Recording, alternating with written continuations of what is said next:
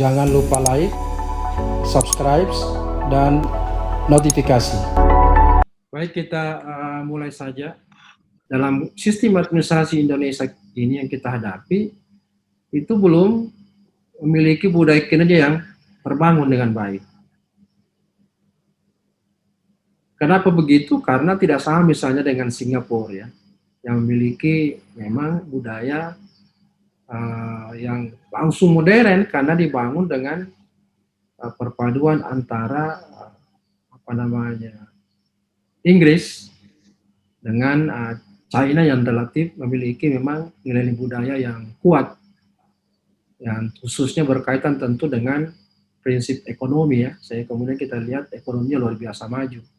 Jepang misalnya dengan restorasi Meiji misalnya melakukan upaya-upaya mengkristalisasi budaya menjadi motivator dalam pembangunan dan bekerja. Gitu kan. Walaupun sekarang ini ketika saya ke sana itu beberapa pengajar mengatakan bahwa sekarang para orang tua itu sedikit khawatir dengan generasi mudanya karena sudah mulai melupakan akar budaya mereka gitu kan.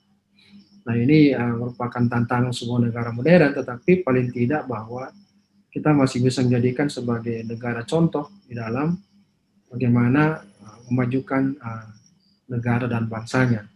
Nah budaya kerja kita tidak terbangun karena memang selama ini di samping disengaja dihancurkan oleh Belanda dengan Davide Tempire itu, lalu kita memang dikaruniai sedemikian banyak budaya yang tentu berakar pada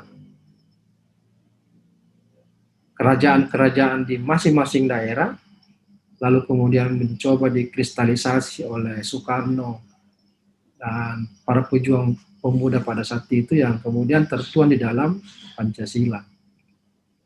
Nah ini kemudian gagal kita kristalisasi menjadi budaya kerja nasional gitu.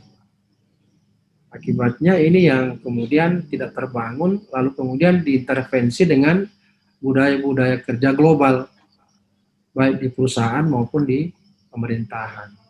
Padahal membangunnya ini tidak mudah ya. Karena kalau kita bicara mengenai budaya, nah tentu harus diambil dari kristalisasi nilai-nilai yang digunakan oleh setiap individu dalam organisasi yang menyebabkan kemudian dia termotivasi bekerja dan diperlihatkan melalui perilaku mereka dalam bekerja. Nah, misalnya kalau kita misalnya kinerja. Nah, Kementerian PAN RB itu telah berupaya untuk mengukur sejauh mana kinerja itu bisa dicapai lewat misalnya Permenpan RB terkait dengan bagaimana daerah itu maupun kementerian lembaga membangun sistem akuntabilitas kinerja institusi pemerintah. Lalu kemudian yang terbaru ini dulu PP 46 tahun 2011 tentang SKP. Ya. Kemudian diperbarui tahun 2019 dengan PP 30 2019 tentang sistem manajemen kinerja. Jadi ini upaya-upaya pemerintah bagaimana kemudian kinerja organisasi di daerah maupun di pusat itu bisa terbukti atau terlaksana dengan baik melalui cara-cara budaya. Karena itu salah satu area di dalam reformasi birokrasi kita di Indonesia ini sejak tahun 2010 dicanangkan itu area perubahan pertama itu adalah manajemen perubahan. Dan manajemen perubahan yang dimaksud di sini adalah bagaimana orang-orang di dalam organisasi itu terjadi perubahan mindset, terjadi perubahan kultur set yang berorientasi pada kerja-kerja yang menghasilkan kinerja optimal yang dibungkus di dalam budaya kerja atau budaya kinerja. Nah, ini. Jadi kalau disebut di sini budaya kinerja belum terbangun, betul karena sakit kita itu seperti mungkin pernah dijelaskan, ya masih menghitung jari, belum menggunakan 10 jari ini terkait dengan ukuran kinerja organisasi baik di pusat maupun di daerah. Sehingga ini menjadi tantangan. Jadi kalau kita ingin menjadikan administrasi ini sebagai tools di dalam menghantar cita-cita nasional itu, maka salah satu caranya bahwa setiap organisasi di seluruh Indonesia ini, baik kementerian lembaga maupun pemerintah daerah, itu harus memang mencanangkan bagaimana mengembangkan dan membangun budaya kinerja. Dan ini memang kemudian belum terbangun dengan baik. Selain memang misalnya Kemenpan sebagai institusi yang diberi kewenangan dan ditugaskan untuk membangun budaya kerja kan terbatas. Di Kemenpan itu pegawainya cuma 600 lebih, hampir 700. Harus melayani 4,2 juta penduduk Indonesia. Pegawai Indonesia. Sangat terbatas. Karena itu paling tidak ya sosialisasi, bimbingan teknis bagaimana membangun budaya kinerja itu harus dilakukan, tidak hanya dengan hanya sekedar mengeluarkan misalnya Permenpan 39 tentang budaya kinerja, tapi betul-betul harus dihantar dan difasilitasi. Cuma lagi-lagi kembali kepada keterbatasan SDM Kemenpan untuk melakukan itu. Nah, ini kondisi kita. Jadi mengelola sektor-sektor publik sebagai kewajiban pemerintah itu menjadi sangat sulit karena tidak hanya pengelolaan itu didasarkan pada perencanaan yang baik, tetapi yang terpenting adalah bagaimana mengimplementasikan. Ya kan? Jadi kalau kita bicara manajemen itu ada 4 aspek yang harus kita laksanakan wajib, disebut dengan PDCA. Ya kan? Planning, direction, controlling, dan kemudian acting, creating, ya itu kan acting kan, action. Nah ini yang penting. Nah, kenyataan kita bahwa pada tataran saja planning sudah bermasalah gitu, apalagi action ya. Nah ini kita sekedar misalnya dulu mendengar istilah KISS ya, koordinasi, integrasi kan, sinkronisasi dan seterusnya, tapi enggak, susah terbangun sampai sekarang ini, padahal sudah menjadi jargon-jargon manajemen gitu. Nah ini kondisi yang kita hadapi, sehingga pengelolaan atau manajemen sektor-sektor publik Indonesia itu, ya kita rajin memang menyusun rangkaian perencanaan.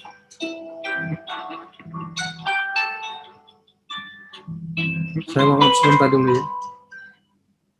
Ya, oke. Okay.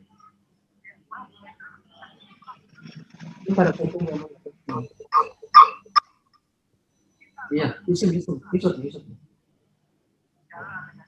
Iya.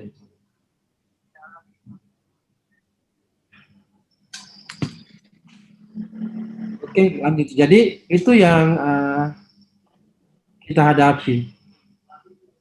Jadi perencanaan itu, tapi kemudian tidak diikat oleh sebuah pelumas. Pelumasnya itu budaya ya, maka akan sulit gitu. Nah ini yang saya kira perlu kita diskusikan bersama, bagaimana jalan keluarnya agar setiap kementerian lembaga maupun pemerintah daerah itu bisa membangun budaya kerja, budaya kinerja ya, sehingga anggaran yang dikeluarkan tiap tahun itu memiliki outcome dan impact yang jelas. Padahal prinsip dasar dalam sistem akuntabilitas kinerja instansi pemerintah itu bahwa tidak serupiah pun dikeluarkan tanpa memberikan hasil bagi masyarakat. Karena itu prinsip dasar adalah money follow program by result gitu. Jadi uang itu mengikuti program, tapi program itu orientasinya pada hasil, outcome. Nah ini yang belum terbangun ya di seluruh level pemerintahan. Ini satu. Yang kedua adalah ini organisasi kita itu birokrasi yang sangat gemuk. Ya. Dan hampir dikatakan bahwa setiap pemerintah daerah itu agak sulit mengalami ini karena setiap pemimpinan terpilih itu pasti cenderung mempertahankan yang ada dan tidak melihat bagaimana peran organisasi itu di dalam mengawal janji-janji politik mereka di saat kampanye. Karena ada istilah ya politik balas jasa gitu ya.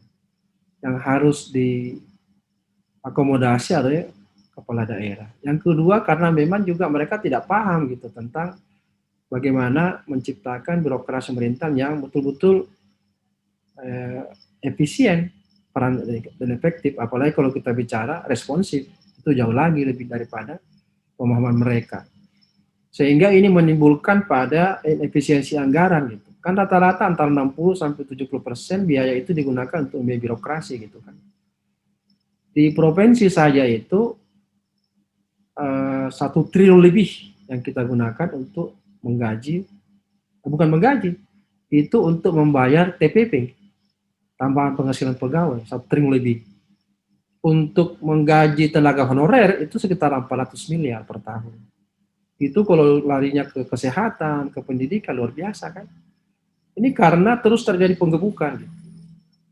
Tidak adanya sistem kepegawaian yang bagus, sehingga kemudian padahal di dalam peraturan pemerintah 45 tahun 2000 berapa ya? 9 ya. Itu kan jelas bahwa tidak dikenal lagi istilah honorer kan. Yang ada itu adalah PP kan, PPK. Pegawai pemerintah dengan perjanjian kinerja. Gitu ya. Tapi tidak pernah dipatuhi karena tidak adanya sistem pemerintahan yang sistem administrasi kepegawaian yang bagus sehingga prakteknya kepala UPD bisa mengangkat pegawai. Nah ini yang terjadi. Ditambah lagi kepentingan konstituen. Misalnya saja di provinsi kita mau menyeleksi PTT yang kemarin itu 24.000 orang. Sekarang sisa 17.000. Itu tidak mungkin karena kalau kita bicara konstituen maka pasti kepala daerah itu akan berusaha mempertahankan karena akan menimbulkan gejolak dan kemudian menimbulkan kebencian yang pada umumnya pada tidak simpati lagi, dan kalau dia ingin maju lagi tentu akan mengalami persoalan politik kan. Nah ini yang menyebabkan kemudian terjadinya birokrasi yang gemuk gitu kan. Belum lagi ketidaktaatan perangkat daerah itu untuk betul-betul menggunakan analis beban kerja sehingga terurai ada berapa sebenarnya orang-orang yang dibutuhkan di setiap perangkat daerah itu. Kan ada list jabatan perangkat daerah kan. Nah itu menjadi acuan seberapa banyak orang diterima, tapi kan tidak gitu. Ditambah dengan buruknya sistem informasi kepegawaian kita yang masih manual. Walaupun Badan Kepegawaian Negara itu BKN sudah membuat aplikasi-aplikasi, tapi kan daerah tidak serta-merta bisa mengikuti dengan baik. Nah ini tentu menjadi masalah. Belum lagi struktur, makanya yang kita jelaskan di awal, kenapa kemudian Jokowi itu dalam program prioritasnya 5 tahun ini, itu menyederhanakan struktur, karena itu salah satu implikasi gemuknya birokrasi adalah pelayanan yang tidak efisien. Orientasi Jokowi bagaimana mengundang investasi lebih banyak, itu tertumbuk oleh karena birokrasi yang lamban, yang terlalu panjang kan. Nah, ini yang harus dikurangi mejanya. Jadi sekedar informasi, birokrasi itu dari kata-kata biro itu meja. Jadi sangat banyak meja dilalui untuk berkaitan dengan pelayanan. Nah ini satu pekerjaan sendiri gitu. Karena belum ada sistem organisasi yang mampu mengalahkan birokrasi di dalam mengontrol sebenarnya sistem pemerintahan sampai ke level terendah. Tetapi bagi perusahaan-perusahaan bukan sesuatu yang sulit untuk dirubah kan, makanya kemudian mereka terus mengalami upaya-upaya perubahan bagaimana supaya organisasi itu menjadi efisien. Jadi kalau kita bicara mengenai struktur organisasi itu kita mulai dari simple structure yang itu dicocokkan dipakai oleh perusahaan-perusahaan yang baru bangkit, baru berdiri. Tapi kemudian sekarang ini diadopsi, dimodifikasi menjadi sebuah organisasi yang simple karena layernya tidak terlalu banyak. Gitu.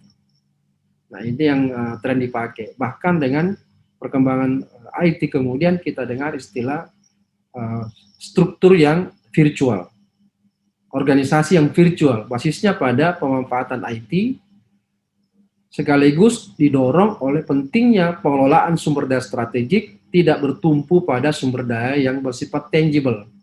Apa itu? Uang, gedung, teknologi, sarana prasarana, tapi pada resources knowledge gitu. Dan terbukti bahwa negara yang paling kaya dan maju, perusahaan yang paling kaya dan maju itu tidak bertumbuh pada resources yang bersifat tangible, tapi bersifat pada intangible. Intangible apa itu? Itu resources yang mendorong orang untuk selalu kreatif, inovatif, ya, dan seterusnya, hal-hal yang tidak nyata, dan itu berfokus pada pengetahuan. Karena itu kalau kita bicara definisi, sumber daya apa yang strategik, ciri-cirinya itu tidak bisa dilipat gandakan, tidak bisa direplikasi, tidak berkurang unsur pokoknya ketika digunakan, dan yang ketiga bisa digunakan dalam waktu yang bersamaan dan sangat simpel dan sangat efisien. Apa itu? Ya kan? Kalau kita mengatakan uang itu begitu kita gunakan, menyerahkan kepada orang lain, maka kehilangan unsur pokoknya, karena pasti hilang kita punya uang karena berpindah ke tangan orang lain. Uang bisa direplikasi, teknologi bisa direplikasi dengan cepat, sehingga kita tiba-tiba bisa menjadi negara atau perusahaan yang tidak kompetitif lagi, tidak menghilangkan, tidak mudah digunakan dan bisa dikonsumsi dalam waktu bersamaan. Itu ya tidak lain hanya dengan pengetahuan. Karena itu sumber daya strategik baik dalam perspektif negara, dalam perspektif competitiveness sebuah negara maupun perusahaan, itu menjadikan pengetahuan menjadi salah satunya sumber daya berstrategik. Nah, karena itu struktur yang kita bangun, yang dikembangkan sekarang ini sebetulnya struktur yang berbentuk virtual.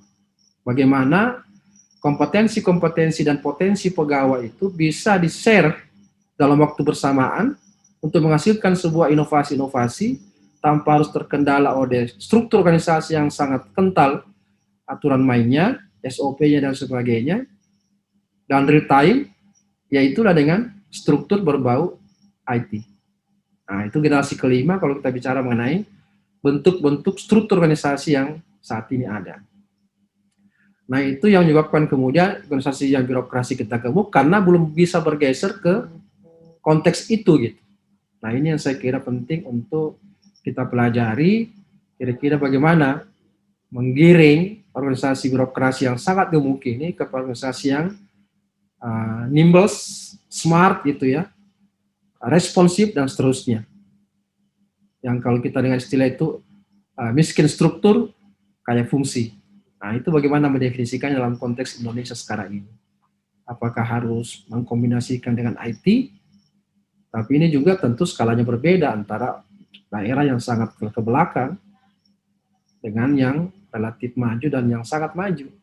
Karena persoalan itu persoalan literasi kan, literasi tentang pemahaman kita tentang pemanfaatan IT di dalam menjalankan organisasi gitu. Ya. Itu yang kedua. Ketiga, tumpang tindih peraturan perundang-undangan. Saya kira Omnibus Law yang digagas Jokowi itu merupakan sebuah terobosan baru.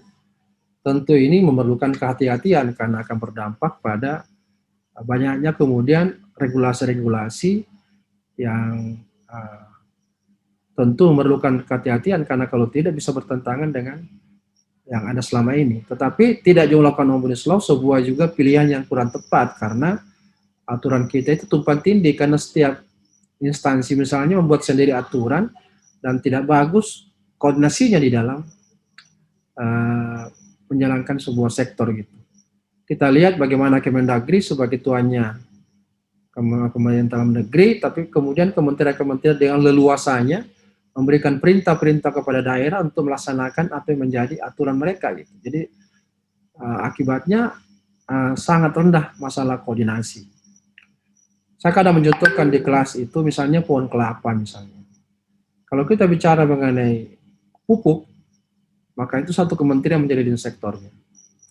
Tapi ketika misalnya kita bicara bagaimana buahnya itu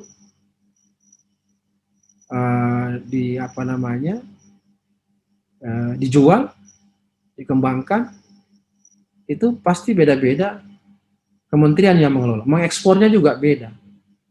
Padahal satu produk itu. Nah itu kan kenapa begitu? Karena disebabkan aturan yang tumpang tindih pasti. Kenapa tidak satu aturan saya terkait dengan ekspor misalnya? Dari mulai hulu ke hilir kan tidak ini lebih mudah gitu. Tetapi memang karena kesalahan kita di dalam menyusun struktur pemerintahan yang memang tidak berbasis pada penyelesaian by sektor gitu. Nah ini tumpang tindih dana satu dan lain itu menjadi kebiasaan yang kita rasakan di dalam sistem administrasi kita. Nah, yang berikutnya kita lihat belum terbangunnya governance. Ini dalam artian tata kelola ya, atau pemerintahan yang baik.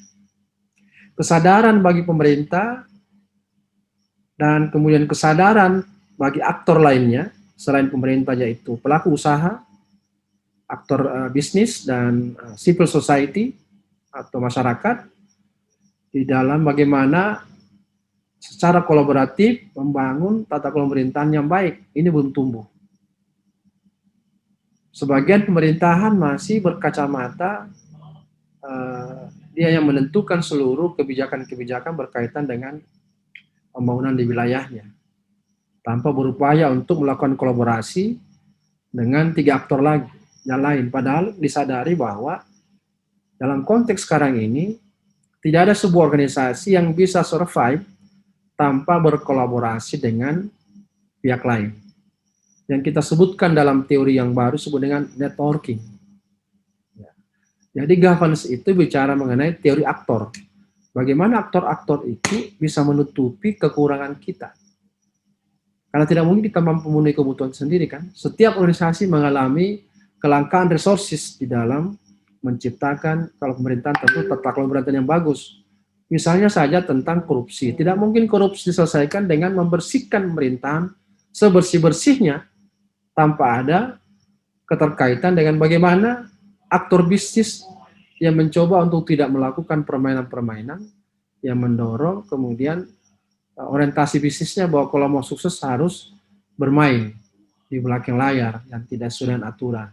Atau masyarakat kemudian memandang itu sebagai bukan sebuah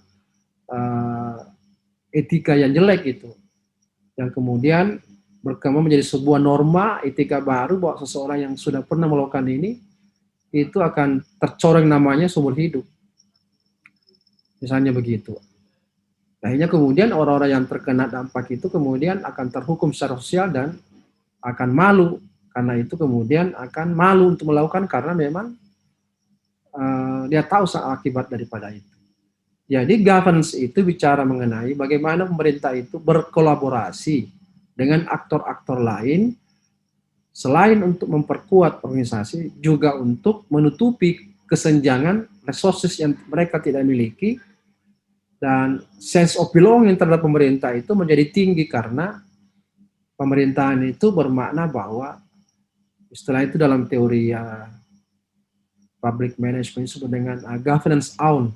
Jadi pemerintah itu milik kita, bukan milik pemerintah saja gitu. Nah, ini sesuatu yang saya kira menjadi perhatian penting juga manakala kita ingin membangun tata kelola pemerintahan yang baik. Berikutnya,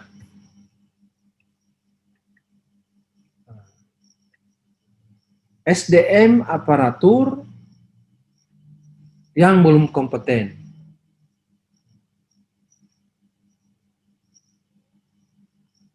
Ya karena memang sistem rekrutmen kita itu sejak awal tidak didasari dengan sistem seleksi basisnya pada kompetensi. Nah belakang-belakangan ini ada sistem rekrutmen yang menggunakan komputerisasi gitu ya, komputer. Lalu kemudian 2 seleksi 2 tahap. Nah, ada cara lain yang digunakan pemerintah lewat Undang-Undang ASN, yaitu P3K, pegawai pemerintah melalui perjanjian kinerja. Nah, ini juga tidak terakomodasi dengan baik. Padahal P3K ini dikeluarkan kebijakan itu dalam rangka untuk mendapatkan orang-orang yang kompeten dari berbagai macam sumber. Sehingga kita bisa melakukan shortcut pemerintahan ini mendapatkan orang-orang yang qualified tanpa harus lama dibimbing, ditingkatkan kompetensinya secara bertahap dan lama. Karena itu syarat P3K itu minimum usianya 20 sampai 50 gitu. Nah, ini yang kemudian sebenarnya tidak memerlukan lagi diklat atau pendidikan karena mereka terserap itu karena memang sudah kompeten. Itu shortcut. Sehingga sebenarnya sejak tahun 2018 itu targetnya sebenarnya itu namanya open recruitment di dalam Undang-Undang ASN sebenarnya itu sudah memungkinkan seorang manajer di perusahaan lain itu bisa direkrut menjadi pegawai pemerintah lewat perjanjian kinerja dalam rangka untuk mendapatkan orang-orang yang qualified. Tapi ini kan kebijakan tidak berjalan secara baik gitu karena yaitu pergantian rezim biasanya kemudian tidak dibarengi dengan upaya untuk melanjutkan kebijakan-kebijakan pendahulunya gitu. Nah sekarang baru katanya tahun ini merupakan sebuah tahun di mana pemerintah merekrut P3K sebesar 1,2 juta, itu besar-besaran memang. Tetapi kita lihat realitasnya di lapangan, kalau sistem rekrutmen itu kemudian hanya diperuntukkan untuk pejabat-pejabat pratama gitu, itu kan kemudian menutup kemungkinan menerima pejabat-pejabat pegawai-pegawai yang dari nol berkarir gitu. Karena memang maksud dari P3 kan orang yang sudah kompeten.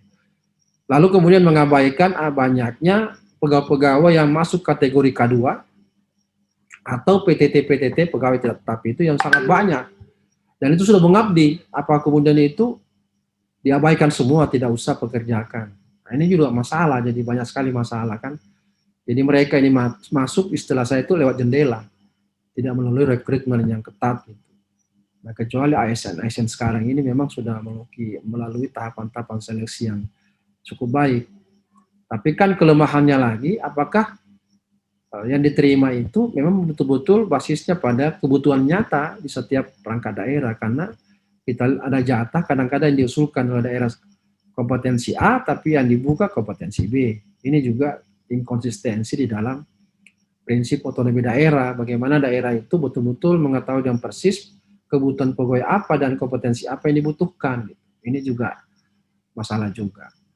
Nah, belum lagi memang kegagalan kita di dalam upaya meningkatkan kompetensi para pegawai kita.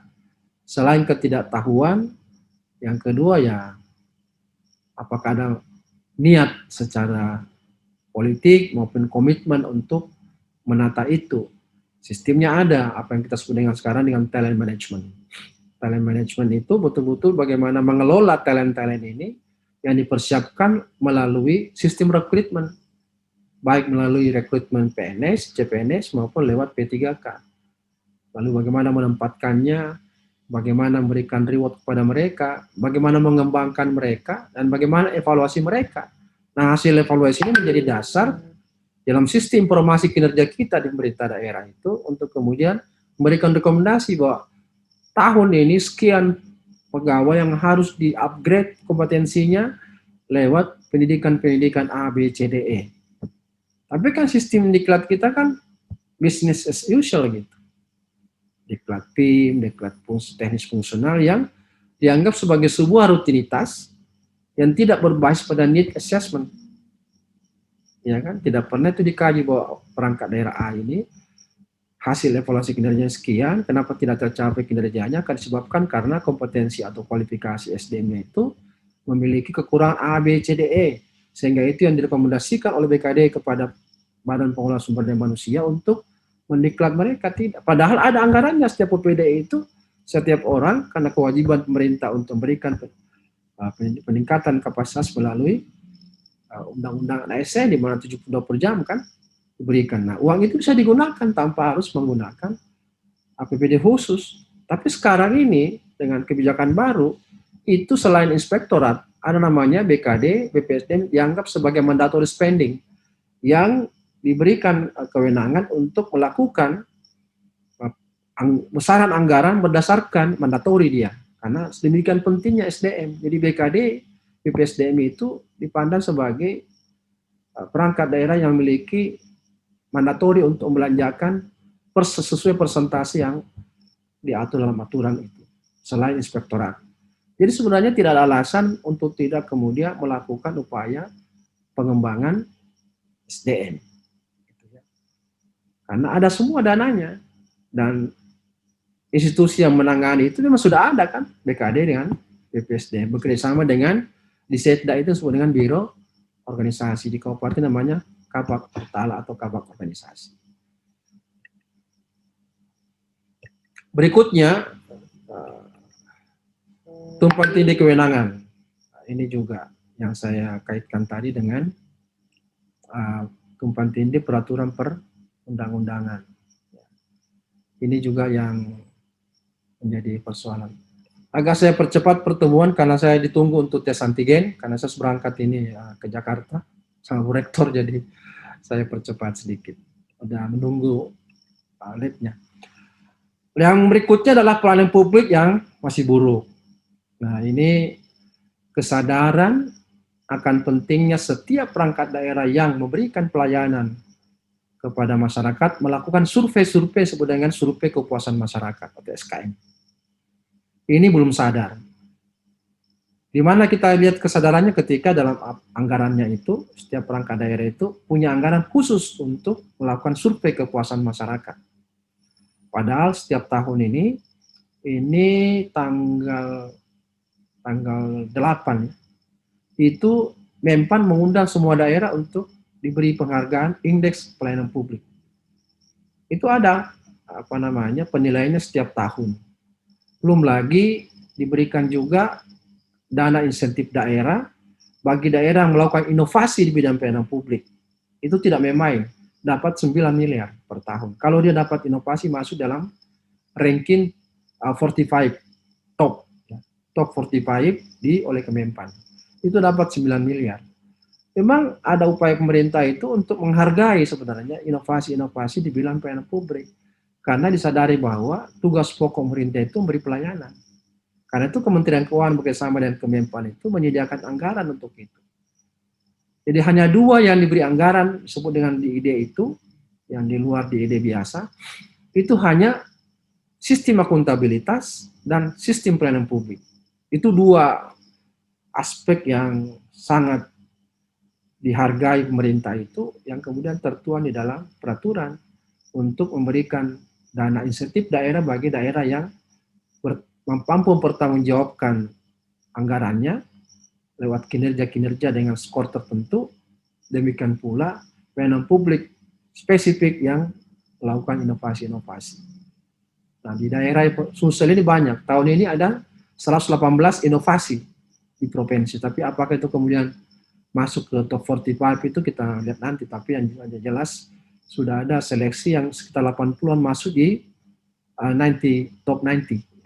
Itu disuruh sampai kemudian ke tingkat global. Jadi sudah berapa masuk global kita, termasuk Bintuni yang di yang di Papua Barat itu. Ada juga yang sempat di Lu Utara. Walaupun si pencetusnya meninggal karena COVID, baru dokter ya. Tapi itulah upaya-upaya pemerintah bagaimana kemudian mereka mendorong adanya perbaikan publik.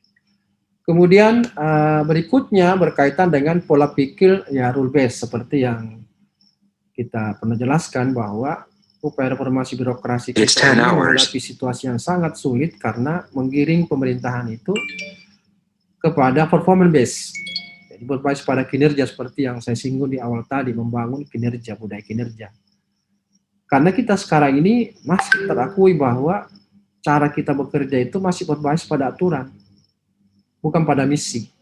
Karena salah satu dari 10 penting government itu adalah bagaimana kita mampu mendorong organisasi bergeser dari role based oriented to performance based oriented. Itu yang disebut dengan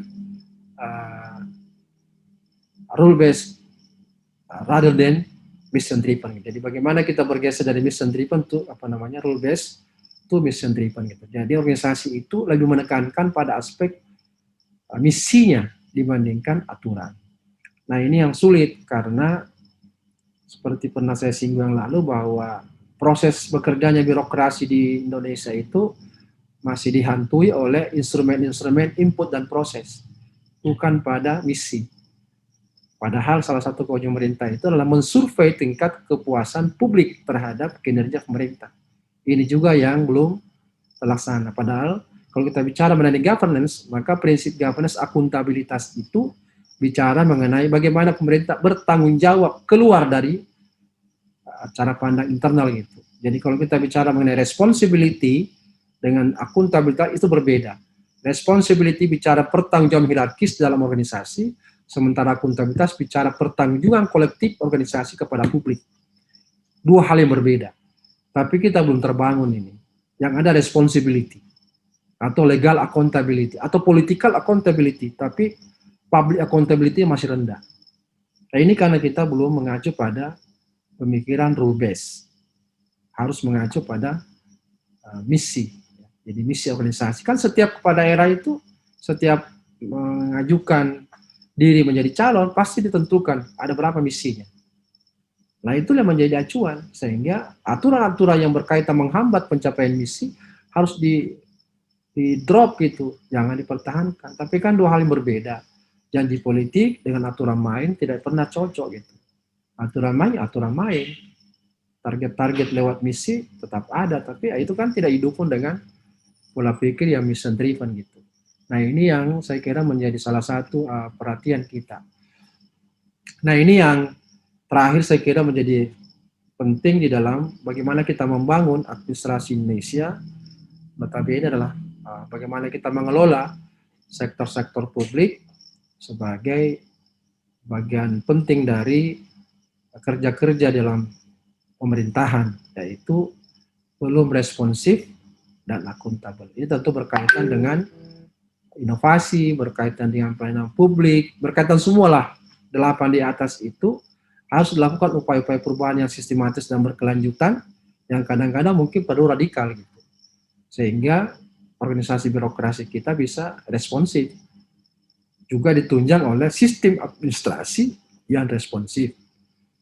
Dan akuntabel. Kenapa penting akuntabel? Karena akuntabel ini kemudian menjadi tools bagi pemerintah untuk menilai sejauh mana kemanfaatan baik outcome maupun impact terhadap kerja-kerja mereka berkaitan dengan stakeholders mereka. Dan saya katakan tadi akuntabel berkaitan dengan pertanggungjawaban keluar birokrasi. Kalau ini menjadi sebuah ukuran maka kan baik misalnya. Misalnya negara-negara maju itu berapa permintaan pemerintah daerah atau berapa permintaan perangkat daerah terkait dengan anggarannya per tahun itu ditentukan dari sejauh mana tingkat kepuasan masyarakat terhadap kinerja mereka. Itu sebagai bagian integral dari akuntabilitasnya. Jadi kalau dia mau tingkatkan misalnya mau 100% anggarannya terpenuhi bersama anggota dewan misalnya, itu dilihat sejauh mana tingkat kepuasan masyarakatnya terhadap layanan yang diberikan. Kalau cuma 70%, mintanya 100, 70% yang dipenuhi. 300-nya itu, 30-nya itu disimpan agar supaya perangkat daerah itu berupaya untuk mengoptimalkan tingkat kepuasan stakeholders-nya sehingga dia bisa mendapatkan 100%. Ini juga belum sebagai sebuah mekanisme yang terbangun. Karena baik eksekutif maupun legislatif sebagai pemerintahan ini mestinya memiliki prinsip ini sehingga anggarannya itu betul-betul optimal, efisien dan efektif. Yang terjadi adalah ya kong kali kong di dalam gitu. Ya makanya dalam penyusunan perencanaan itu kita mengenal istilah perencanaan bottom up, ada top down, ada teknokratik dan ada politik. Yang lebih besar ini politiknya. Ya, baru-baru saya menyeleksi 18 kabupaten kota untuk kita ajukan dalam pertandingan perencanaan pembangunan daerah untuk RKPD 2021 di Bappenas. Wah, itu betul-betul kalau kita tanya mengenai berapa persentase kegiatan yang masuk dalam RKPD 2021 yang basisnya pada bottom up. Tidak jelas kan? Apalagi kalau kita berapa alokasi anggaran dalam bentuk kegiatan yang berasal dari politik. Apa itu politik? Dari dewan. Namanya POKIR, pokok-pokok pikiran. Jadi akhirnya kita simpulkan bahwa bukan pokok-pokok pikiran dewan, tapi pokok-pokok pikiran anggota dewan. Semua anggota dewan itu wajib punya kegiatan di dalam RKPD. Ini juga tentu sedikit merusak gitu kan. Nah ini persoalan tersendiri. Karena kita tahu bahwa setiap daerah itu punya renstra, punya target per tahun. Tapi bagaimana mengawinkan ini? Nah itu menjadi seni berpolitik. Jadi kalau tidak, salah-salah menjadi lawan. Jadi menurut saya memang sulit menjadi kepala daerah itu. Bagaimana mengawinkan antara politik dengan aspirasi dari bawah. Gitu. Kita dituntut konsisten, sistem akuntabilitas itu menuntut konsistensi antara apa yang direncanakan dan apa yang dikerjakan. Tetapi, nah saya kira dengan adanya Permendagri 90, dengan revisinya juga, itu sebenarnya ingin mengontrol bahwa tidak ada kegiatan yang turun dari langit. Harus basisnya pada tupoksinya setiap perangkat daerah, lalu kemudian nomenklaturnya ditentukan, tidak boleh tidak, sampai ke level subkegiatan. Sehingga dulu permintaan dari aspek politik itu harus merujuk pada Permendagri. Kalau tidak ada cantolan keuangannya. Kebanyakan tidak mungkin dibiayai. Nah, ini salah satu cara untuk mengontrol sebenarnya bagaimana kemudian daerah itu terbantu oleh pokir-pokir itu gitu. Ada satu daerah saya tanya, berapa pokirmu? Ada dua metode. Ada metode lain, dia kasih saja uang dewan. Silakan Anda tentukan sendiri apa kegiatan Anda. Kegiatan Anda. Yang kedua ada yang mengatakan ya sudah kasih saja 40% dari total APBD. Ini semua kan bagaimana bisa diharap bahwa renstra mereka itu terimplementasi atau tidak. Bagaimana bisa mendapatkan desak yang bagus kalau seperti itu. Ya jadi saya mohon maaf ini sudah ditanya-tanya dilihat terus ini karena orang lab saya panggil ke kantor kan setelah ini saya harus berangkat harus antigen ya. Nah gitu, jadi mohon maaf kali ini perkuliahan kita sangat singkat dan tidak ada tanya jawab. Nanti minggu depan kita lanjut tanya jawab, kita bahas ini lebih jauh, sehingga kemudian kita tuntaskan pembahasan ini. Saya mohon maaf sekali lagi ya, saya batas perkuliahan kita karena ya, Prof. Harus menemani Bu Rektor berangkat. Baik, demikian terima kasih. Assalamualaikum warahmatullahi wabarakatuh. Waalaikumsalam warahmatullahi wabarakatuh. Terima kasih, Prof. Terima kasih ya, sama-sama ya.